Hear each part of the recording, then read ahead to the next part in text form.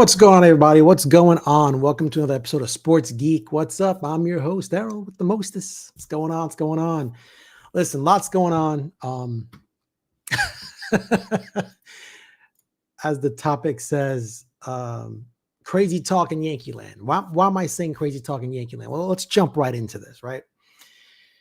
So as the off season or as free agency kicked off, I was basically had the opinion of the Yankees weren't really going to do much after signing or retaining Trent Grisham with a qualifying offer, which he accepted. I didn't understand where or how they were going to get the money to get the players they need to make this team better.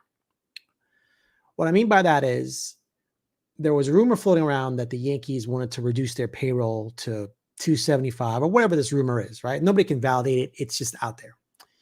So it had a lot of Yankee fans kind of in dismay or worry. Will the Yankees be able to compete this year, put a competitive team on the field, and get over that hump and get to the World Series and win it?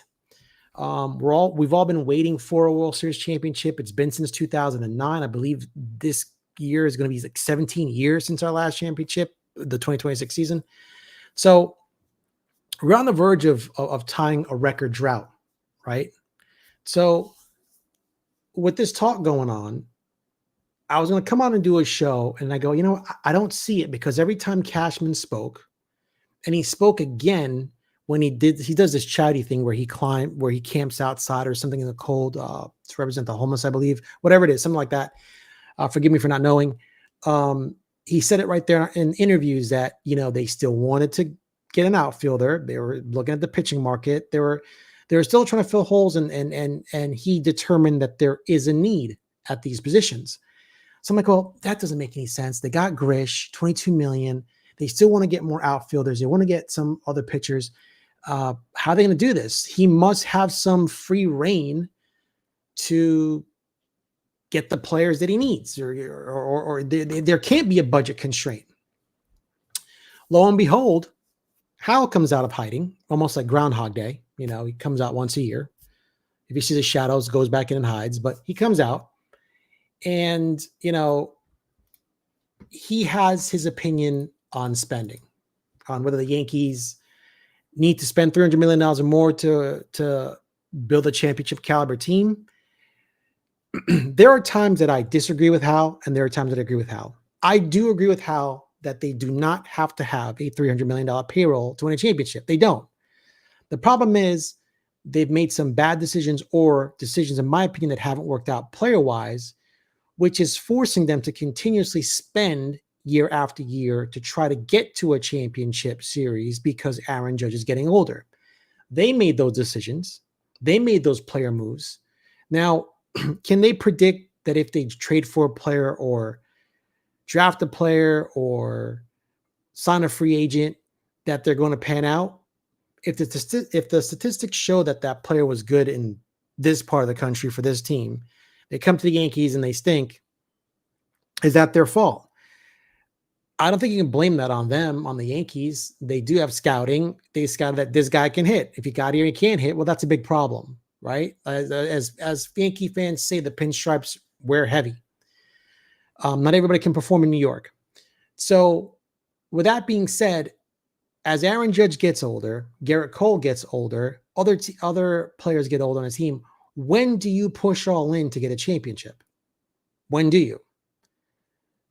I've been listening to a lot of content creators. I think a lot of them are right. Now is the year to do it. Now is the year to do it. Why? You've got the CBA in 2027, so there might not be baseball. Push all in now, and it might just fall apart after. Matter of fact, I'd ask players, man, you want to defer some money like the Dodgers do, because this all might come crumbling down come 2027, right? Once again, Aaron Judge will be 2 years older in 2027. So now is the time to push all in with your chips, right? So his opinion on spending, Hal runs the team, from what I can tell, like a business. It's not like he might have the passion or the want to win, but it's more on a financial basis from what I'm looking at. He's looking at it from a financial standpoint. So when he talks about the Yankees are not as profitable as people think they are, and I'm sorry I'm not showing the clip, but If you go back and watch the interview, that Zoom interview that he did, and I believe it was Joel Sherman. No, it was oh my God. I forget his name, man. I forget his name. But he was asking how, hey, the Yankees, they made some 750 in revenue or 700 in revenue. Are they profitable? And, you know, he was nodding his head like as in to agree, like, no, we're not profitable. Like he was like, do you make money? He's like, watch his head movement to confirm. He didn't say it with his vocal cords, but he was basically saying like, yeah, we don't make as money or we don't make money. We don't know. They're not going to open up their finances to us. So we don't know. We know they make money, but they also spend money. So is it safe to say that they might not make as much money as we think? If there's a possibility, we don't know that. But here's the problem. Nobody wants to hear it. Nobody wants to hear that you're not making money, because when you go to the stadium, when families go to stadiums or individuals go to the stadium and spend their hard-earned cash on tickets, food, parking, it adds up to a lot. Baseball has become a very expensive sport to view live. What am I talking about? It's become expensive to view at home.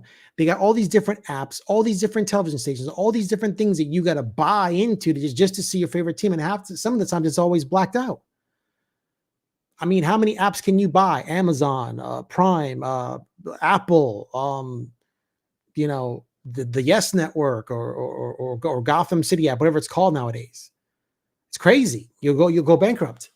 So that's what the fans are kind of concerned about, is that, the fans are very invested in the team. They want to see if Hal is invested in the team. In my opinion, I think he is invested in the team. No person in their right mind would spend $300 million a year if they didn't want to win, right? The Dodgers are highest, Mets are second at 340, and the Yankees are at 320. So they're trying to keep up with the top dogs, right? And the Yankees are not in the financial position, in my opinion, like the Mets, Steve Cohen, and or the Dodgers. They're not run by a hedge fund. Steve Cohen is worth $12 billion. That's his net worth. That's not what the Mets are worth. That's his personal net worth. So if Steve Cohen wants to spend $600 million a year, 600 million, not billion, but $600 million a year on the Mets, he can, and still not make a profit or have a loss. Same thing with the Dodgers. The Dodgers make money, right? They're run by a hedge fund. They have money. It's not Hal Steinbrenner money. It's quadruple or quintuple that kind of money. So yeah, Hal has to run the business or the baseball operation like a business because he doesn't have the luxury. Now, could Hal possibly buy out his other investors in the company and go find a hedge fund dude and just partner up with them? Yeah, that's a possibility, but that hasn't happened. Then we'd be on a different playing field, right? What also struck me odd is he said that he's concerned about other teams fans that needs a chance to win a championship. Bro, who gives a shit? Concern yourself with the Yankees, man. Like that was a weird comment to me. Like maybe I misunderstood it. Somebody correct me if I'm wrong in the comments if I misunderstood that he was concerned with other teams fans wanting to win a championship or come to the opening day, expect their team to win and teams don't spend. Bro, concern yourself with the Yankees, man. Who gives a crap what other teams want to do? Nobody cares, right? Focus on the Yankees. Now, back to Hal. I was watching a special with Scott Steiner. Scott Steiner was interviewing Brian Cashman, and I wish I had the clip or the link to put in here. I'll try and find it. But it was an interesting interview. And Brian Cashman said a couple of things. He brings certain things to Hal and the organization, and they have to approve it, right? So at the end game, we can look at Brian Cashman, whether he makes good moves or bad moves. That needs to be seen. But at the end of the day, what I've realized now, it comes all down to Hal. And you could tell in the interview Hal just did the other day on the Zoom call, he said, I want Brian's team to work hard because that's what I expect, to bring me everything possible. And he approves it. So you can blame Brian Cashman for some bad moves. You can praise him for some good moves. But at the end of the day, it's Hal's team. He's the one saying trade, free agent. No, we're not doing that. We have a budget. Yes, we're doing that. Fuck the budget. That's how that shit works. So there's no more blaming of the front office, blaming of coaches, whether you like Boone or not. At the end of the day, Hal has final say as to who comes on board as a Yankee. Now, I will say the man spends his money. Gave Max Fried $218 million last year. Garrett Cole, mad money. Aaron Judge, $40 plus million a year. So for people saying he doesn't spend money, I think it's a farce. But is he picking the right players? Or when Cashman brings in these people, he should have some sort of baseball reference. Like, yeah, that's not a bad. No, that player's not coming here. No way. No way. Or could it be that he goes, yeah, that's good, and just doesn't care and goes with what Brian says? I mean, it all seems convoluted and crazy talk lately. It doesn't seem like a cohesive front office to where they're all on the same page, right? There's other people looking to reduce budgets. There's other want people to expand the budget. Like they need to get on the same page, right? So with Hal discussing what he wants to discuss on the team, I think that they'll go, I won't say they'll go all in this year, but I think the payroll is not going to be at what's it at $280 million right now? Let me just check Spot Track real quick.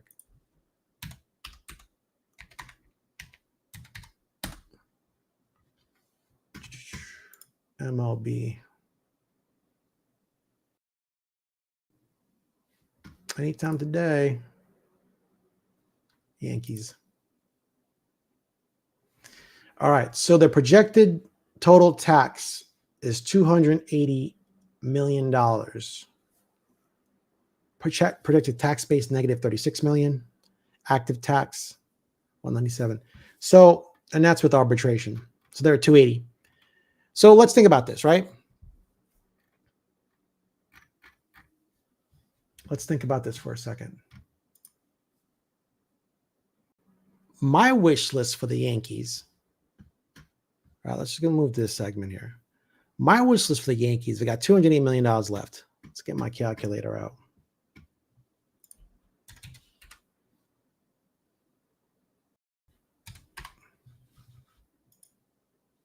Let's just start off at let's start off at $330 million. Okay. Minus 280 million. What's that, 50? What the fuck did I just do?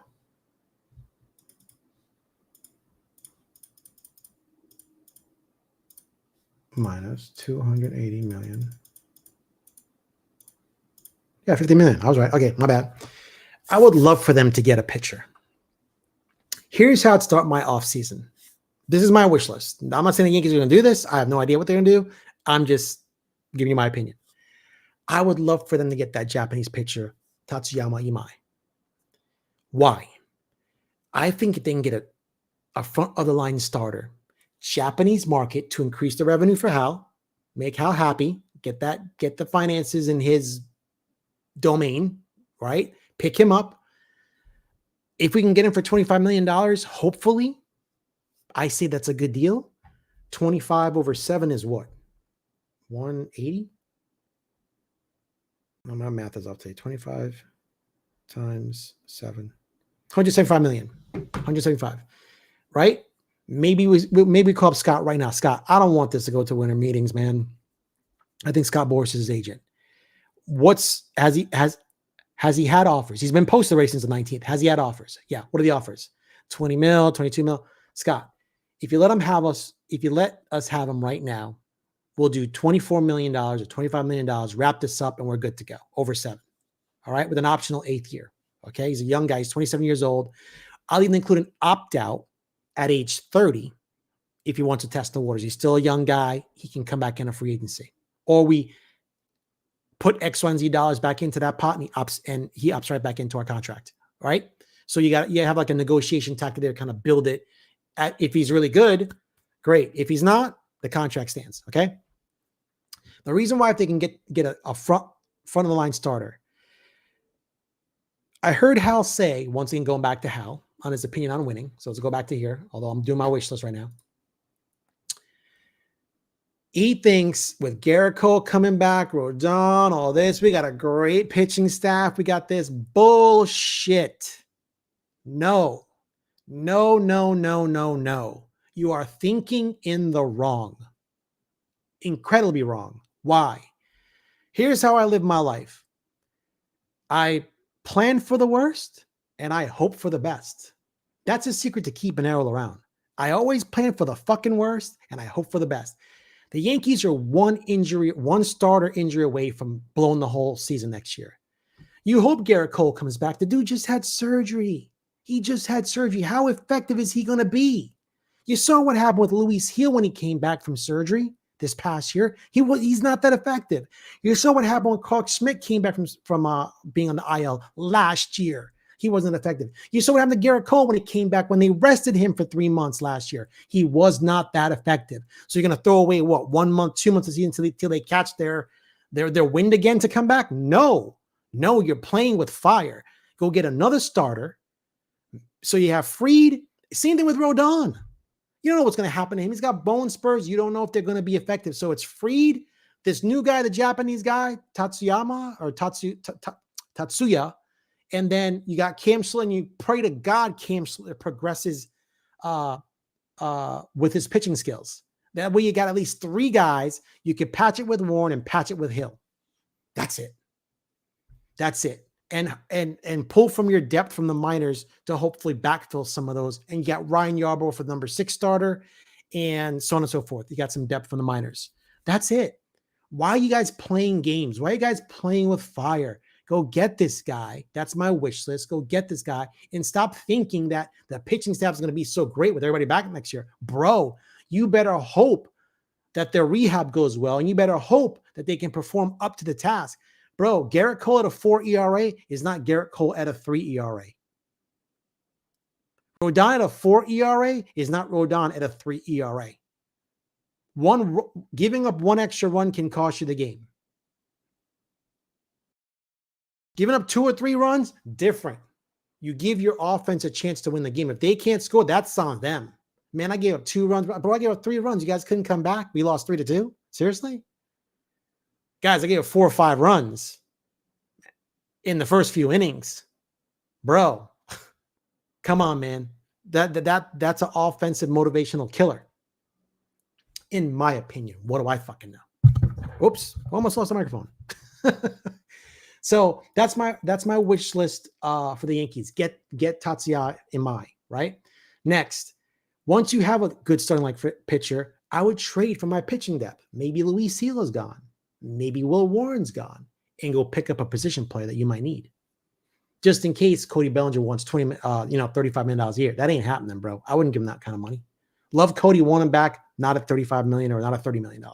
Maybe the first year, 25. Next year, the year after that, maybe 26, 27. And then his money can go up because you got contracts coming off, right? You can structure it that way. Or give him a sign-on bonus. Maybe it's 12 and give him 10, whatever you want to do. Figure it out. But they still have other holes. Well, what can they do, right? That's my biggest thing with the Yankees. They have pitching. Teams want their pitching. Now, there's rumors that they want Fernando Tatis. Man. Or he might be possibly available. We don't know.